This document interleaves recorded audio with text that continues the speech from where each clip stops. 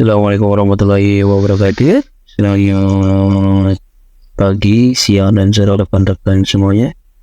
Hello everyone. Semoga keselamatan dan rahmat Allah senantiasa menyertai kita semua. Pada kesempatan kali ini, mari kita bersama-sama mengeksplorasi topik yang sangat menarik dalam pembelajaran sejarah. Jadi, tanpa berlama-lama lagi, mari kita mulai pembahasan tentang bab berpikir dalam sejarah.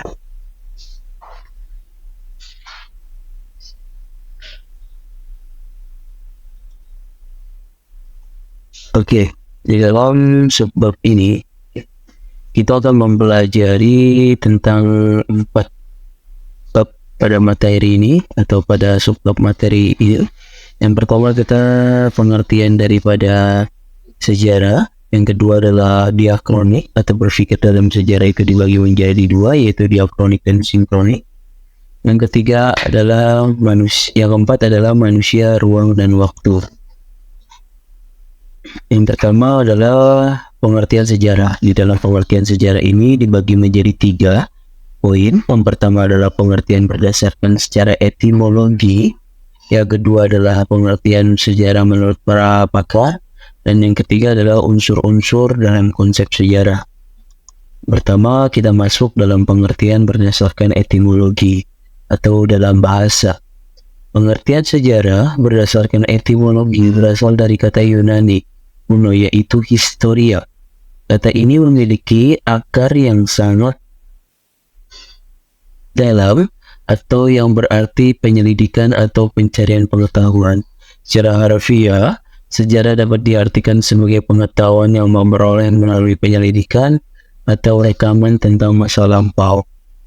Dan sejarah itu sebagai disiplin ilmu secara tidak hanya fokus kepada fakta-fakta yang terjadi di masa lalu, tetapi juga mempertimbangkan interpretasi, analisis, dan pemahaman yang lebih dalam tentang dampaknya terhadap masyarakat dan peradaban manusia. Secara keseluruhan, sejarah juga merupakan alat penting dalam memahami identitas, nilai-nilai, dan arah perkembangan suatu budaya atau bangsa itu sendiri. Dan selanjutnya adalah pengertian sejarah menurut beberapa pakar. Yang pertama ada Leopold von Ranke. Beliau adalah seorang sejarawan Jerman yang dianggap sebagai salah satu pendiri sejarah modern. Dan menurut Ranke, tugas sejarawan adalah menciptakan apa yang sebenarnya terjadi.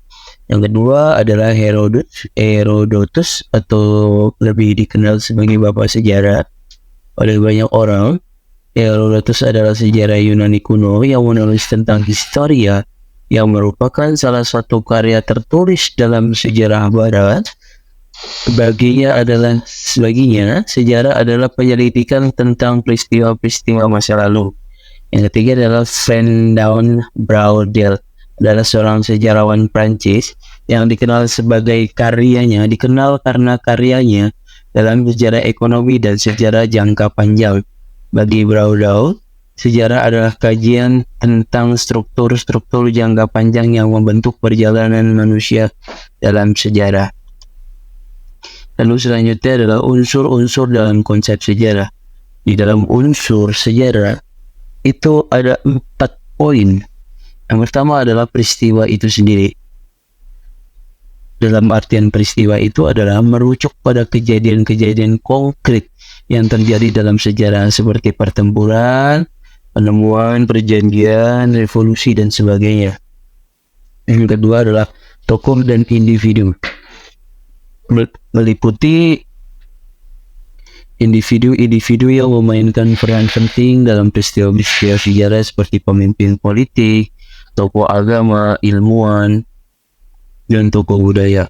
Yang selanjutnya adalah perubahan dan kontinuitas, yaitu mencakup analisis tentang bagaimana bagaimana masyarakat dan budaya berubah dari waktu ke waktu, serta elemen-elemen yang bertahan atau terus ada dalam suatu periode sejarah.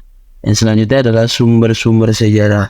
Sumber-sumber sejarah itu meliputi bukti-bukti yang digunakan oleh sejarawan untuk merekonstruksi dan menganalisis masa lalu, termasuk dokumen tertulis, artefak, catatan arkeolog dan saksi mata itu sendiri. Dan selanjutnya adalah kita berpikir secara diakronik.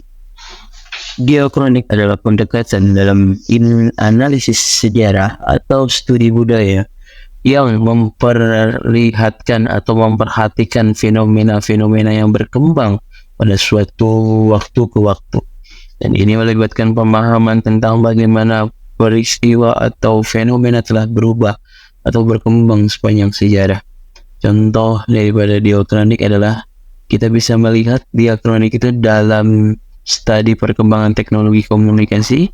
Pada abad 19, komunikasi jarak jauh terutama dilakukan melalui pos atau telegraf. Namun dengan berkembangnya teknologi seperti telepon, radio, dan yang lain-lainnya, cara manusia berkomunikasi telah berubah secara signifikan dari waktu ke waktu. Dan sebuah studi mengatakan bahwa diakronik tentang evolusi budaya populer juga bisa melibatkan analisis perubahan dalam genre musik dari dekade satu ke dekade yang lainnya. Misalkan perkembangan dari jazz tradisional ke pop, rock and roll, hip hop, dan EDM. Hal ini mencerminkan bahwasanya perubahan selera, preferensi masyarakat, serta inovasi artistik dalam musik seiring dengan waktu. Pendekatan diakronik ini, sejarawan dan peneliti dapat memahami bagaimana fenomena-fenomena tersebut berinteraksi dengan konteks sejarah mereka, serta bagaimana perubahan-perubahan tersebut mengaruhi perkembangan masyarakat dan budaya secara keseluruhan. Yang selanjutnya adalah sinkronik. Sinkronik adalah pendekatan dalam analisis sejarah atau studi budaya yang memusatkan perhatian pada fenomena atau pada satu titik waktu tertentu tanpa memperhitungkan perkembangan atau perubahan sepanjang waktu. Dalam sinkronik ini, fokusnya adalah pemahaman tentang bagaimana fenomena tersebut ada dan berinteraksi dalam konteks waktu yang sama. Contoh dalam sinkronik itu sebagai contoh dalam studi tentang struktur sosial sebuah masyarakat pada suatu periode tertentu, pendekatan sinkronik akan memperhatikan bagaimana kelas sosial, hierarki, struktur kekuasaan berfungsi pada saat itu. Misalnya, analisis sinkronik tentang masyarakat feodal Eropa pada abad pertengahan atau fokus pada klasifikasi sosial antara bangsawan, petani, serta hubungan hierarki di antara mereka pada waktu atau periode tertentu tanpa mempertimbangkan perubahan sosial yang terjadi seiring dengan waktu. Subbab selanjutnya yaitu manusia, ruang, dan waktu, dan memahami interaksi kompleks dalam pada sejarah. Manusia, ruang, dan waktu merupakan tiga elemen yang saling berkaitan untuk memberikan landasan bagi pemahaman tentang sejarah dan perkembangan manusia. Dalam konteks sejarah, studi tentang interaksi antara manusia, ruang, dan waktu membantu kita memahami bagaimana peradaban manusia berkembang dari masa ke masa, sebagaimana manusia berinteraksi dengan lingkungan fisik dan sosial, serta bagaimana waktu memainkan peran dalam proses ini. Itu ada manusia, ruang, dan waktu.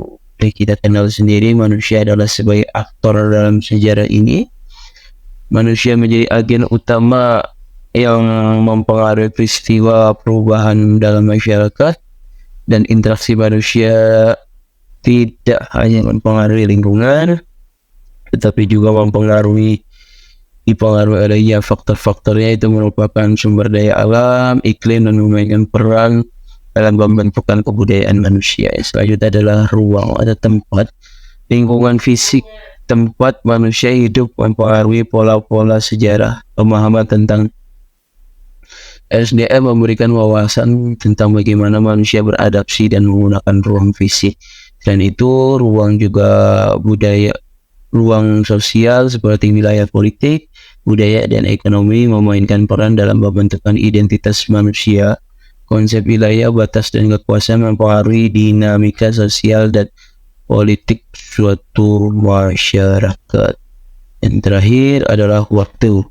Waktu adalah memainkan peran penting dalam pembentukan perubahan dalam sejarah manusia, konsep lini masa sejarah membantu kita memahami peristiwa dan perkembangan dalam konteks kronologis.